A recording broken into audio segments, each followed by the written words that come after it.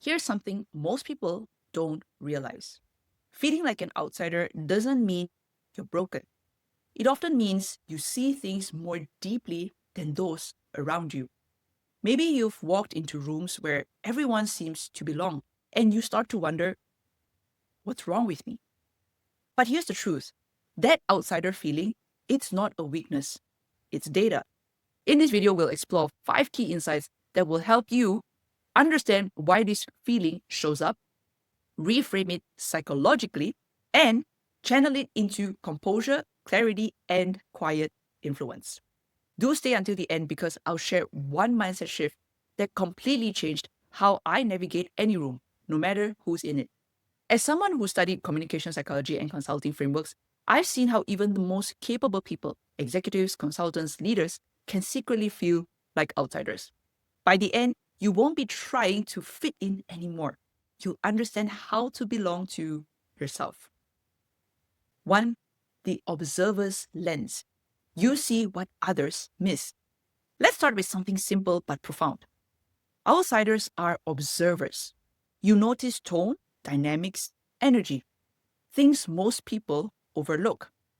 Example, you walk into a meeting and instantly sense tension or unspoken hierarchy. You might not say anything, but you feel it. Psychology behind it? That awareness isn't social awkwardness, it's heightened sensitivity, a psychological trait linked to emotional intelligence. It can make you feel different, but it's the same skill great leaders and consultants use to read the room.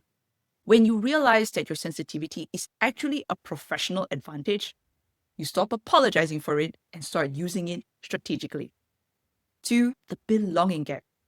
Your brain is trying to protect you. Let's break that down. When we feel excluded or out of place, the brain interprets that as a survival threat. Thousands of years ago, being left out of the group meant real danger. So today, that same biological wiring makes rejection feel intense. Example, you might overthink what you said in a conversation or replay moments wondering if you came across off. The psychology behind it? That's your brain's safety system trying to keep you connected. But ironically, it can make you disconnect from yourself. The reframe? You're not socially deficient. You're biologically wired for belonging. The solution isn't to try harder to fit in, but to remind your brain, I am safe even when I stand alone. 3. The identity tension. You've outgrown an old environment. Sometimes feeling like an outsider isn't about being excluded, it's about evolution. Example, you might feel disconnected from old friends, coworkers, or even family, not because something's wrong, but because you've grown in a different direction. Here's the psychology behind it. When your identity expands, your mindset, your standards, your goals, your environment often doesn't update as quickly. That mismatch feels like loneliness, but it's actually transformation. So instead of thinking, I don't belong here, try asking, what version of me is emerging right now? That question shifts you from isolation to growth. 4. The selective belonging principle, choosing connections intentionally. Here's what most people don't realize. You don't need to belong everywhere. You just need to belong somewhere. Example, instead of trying to blend into every social circle, invest deeply in the few spaces that feel aligned. Mentors, communities, or even a single friend who gets it. The psychology behind it? Research in self-determination theory shows that quality of connection matters far more than quantity. When you choose where you pour your energy, your confidence stabilizes because your sense of worth isn't dependent on universal approval. 5. The quiet power mindset. Stop explaining, start embodying. This is the turning point. Outsiders often over-explain themselves, trying to prove why they think, speak, or act differently. But the more you explain, the more disconnected you feel. Example, you share an unconventional idea in a meeting and feel the urge to justify it. Well, I know it might sound odd, but instead, pause. Let your idea breathe. Here's the psychology behind it. People mirror your energy. If you treat your perspective as valid, others will start to treat it that way too.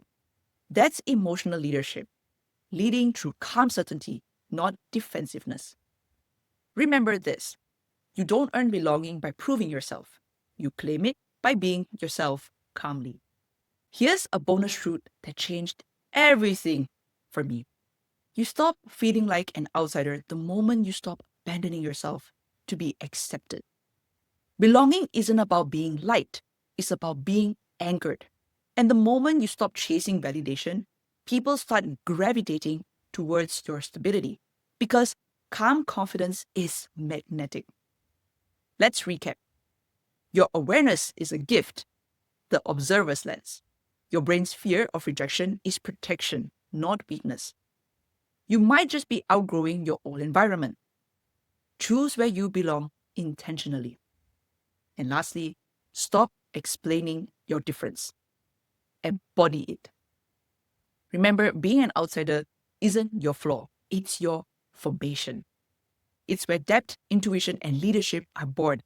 If this resonated with you, do comment below, I belong to myself. And subscribe for more calm confidence and communication psychology tools because the world doesn't need louder voices, it needs steadier ones.